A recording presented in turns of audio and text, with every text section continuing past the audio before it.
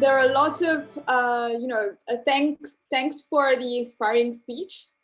And we have a question. According to the fact of respecting each other's diversities, how can we face patriarchal cultures, especially in many African, Indian, and Arabian countries? And for a woman who has experienced a word in a particular perspective, do you think women have a particular role in pacemaking, even in the sense of the previous question?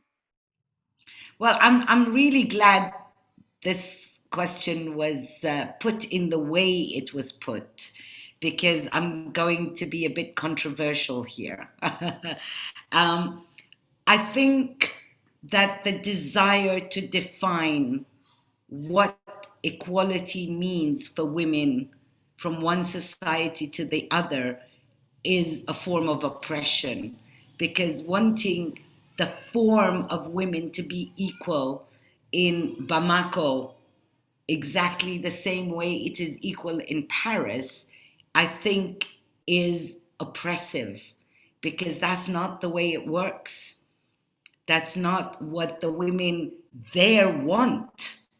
Maybe the criteria, the boxes we need to tick in terms of what equality means can be different, you know? And I think what's really important, especially as a woman from the South fighting for my space, I fought with my father, I fought with my community, and now I'm fighting against all sorts of other things. I think we need to keep parameters in check. What is our culture? What is it that the women accept as part of their culture and don't want to let go of, yet want to be equal? I mean, I think, and I lived through it, over the past 30 years, this whole NGO culture that has come into spaces and helped us. And I don't say it's bad, it's been very helpful and very important. But when you come to a space in the south of Algeria, for example, and have a women's equality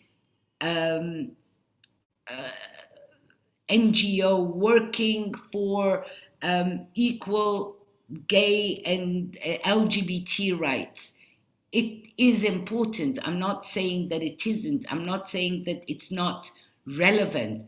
But what I'm saying is that culture, what are its priorities rather than what are the tick boxes for what equality means. Equal pay, equal everything, of course I'm for it. But how do you get there without creating a rift in society? I know that I wouldn't want to live and work in a world that men fear doing anything because the women might accuse them of this or accuse them of that. And that actually happened 2 days ago. I was here in Cairo and I was standing with this, I was at the Cairo Film Festival, and this guy comes up to me. He says, can you go and tell this lady that I really want to talk to her about that? And I looked at him and I was like, why are you asking me? Why don't you just go? He said, no, because I asked her before and she said, no, wait, we'll see about this later. I don't want to go again so she doesn't feel I'm harassing her.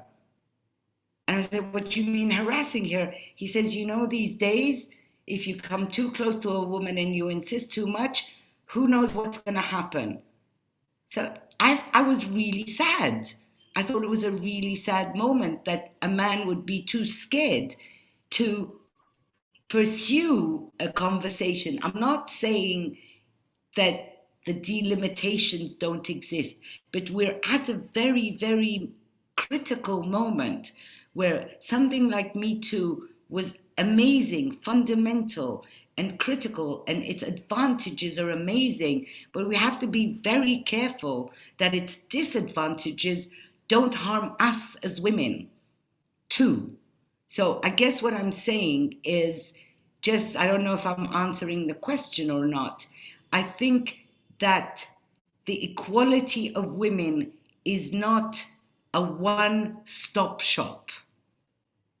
Every culture has its uniqueness, and every woman of that culture should fight for what she thinks is not equal in that culture, rather than tick the boxes of what the universal, this is what women equality means.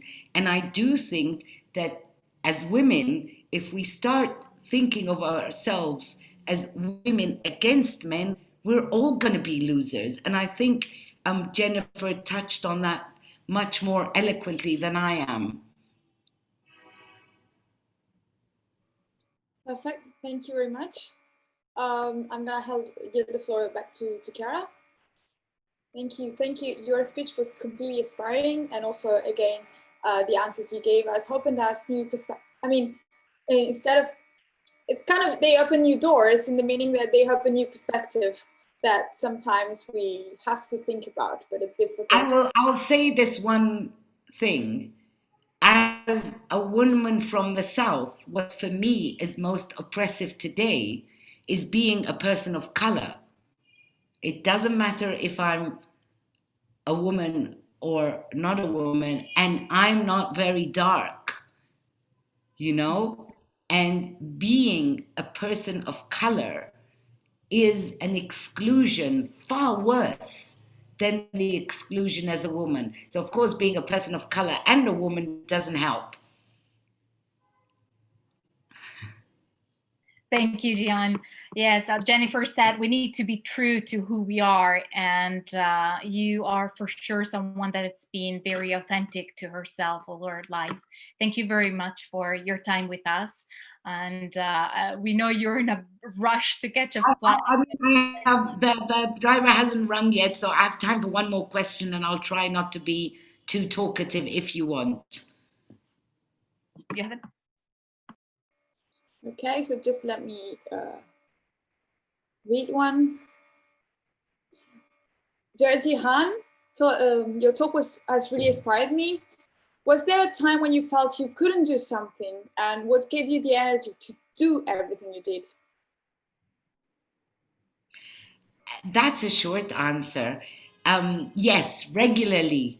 There are things that there are mountains that seem impossible to climb, and once you start climbing them, it feels like you're pushing Sisyphus's rock and it keeps tumbling down. And every time I ask myself one question: what is the worst thing that could possibly happen? And the answer is always the worst thing that could possibly happen is that I would die. And given the fact that I'm going to die anyway, I think, well, give it a try. And I do actually, I mean, I think that my guiding motto over the past, let's say, 10 years has been a quote from someone called Bucky Fuller. And it's like, there's no use changing or fighting existing. Create alternative ones that render the old ones obsolete. So I'm always looking for, okay, if the system really isn't working for me, is there an alternative that actually reaches the same direction without me having to struggle with this system? So I'll give you just the very last example. We've just done an open call for a fellowship, a 9-month fellowship for women. It's called Women in Docs, for documentaries. I looked at, these boxes I was talking about, and I looked at hundreds of applications, and I realized that every application does not allow the applicant to actually say what they want to say. It's always to answer the other person's question. So I spent a month and a half figuring out an application that would do the exact opposite. And, instead of just answering these questions, I reversed the criteria. And basically, instead of getting the 20, 25 applications we usually got, I got 145 applications. And every single applicant, we had a Zoom meeting with them. Whether we selected them or not, we had a Zoom meeting anyway, just to talk.